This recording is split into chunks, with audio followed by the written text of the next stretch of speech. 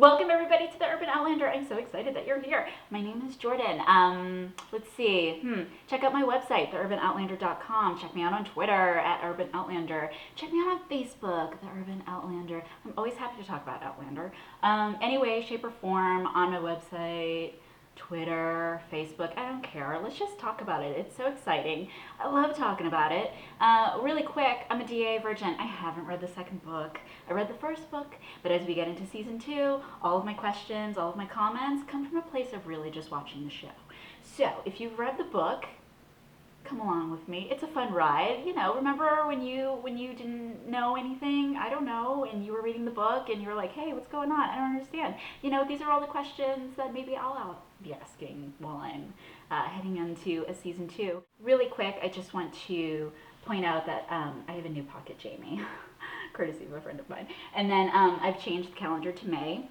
Jame and Claire, it's a good calendar. A lot better than April, right? Blackjack staring at you for the whole month of April. It's a little too much. But I'm happy to have May. Let's talk about episode 4, La Dame Blanche. I found this episode to be totally exhilarating. It's my favorite episode thus far of season 2. It ended way too quickly. I don't know what happened. I swear, when the credits started rolling, I thought, wait, do we have 20 more minutes? It went so fast, and it was a delight, and there's so much that happens in this episode. I don't even know where to begin. So, La Dame Blanche, I don't actually really understand the name. I feel a little bit silly, because La Dame Blanche pops up when the assailants are in the alley and they realize who Claire is and they call her La Dame Blanche. And I'm like, I don't really get it. Is it because of the stone? Am I missing something? I feel like this wasn't really explained in the episode and I'm a little confused. So maybe you can shed some light on that because I don't really understand. Jame and Claire's conflict has been stretched out over the first few episodes of the season, right? And it's been a little bit painful. Like, we all want them to kind of get back together intimately and, like, have that all happen.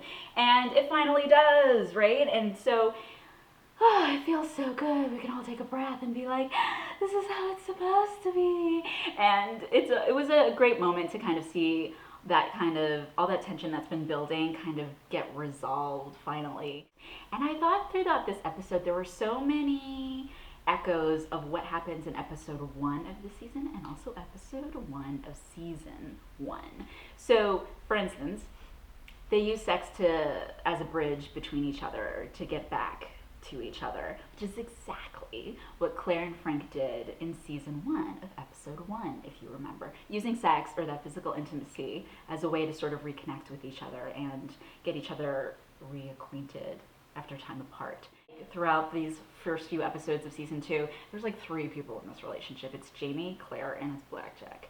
But I felt like with this scene, it's now Claire, Jamie, and the baby that they can't agree on what to name.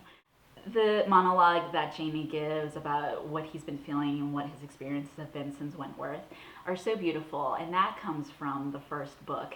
So I got a little emotional, and I was like, oh man, I didn't cry, but I did get a little emotional because Sam Heughan, I think, just sort of really nailed it with all of that emotional vulnerability and making it clear that this has been a struggle for him. It's been obvious, but it's the first time he really gives a voice to it.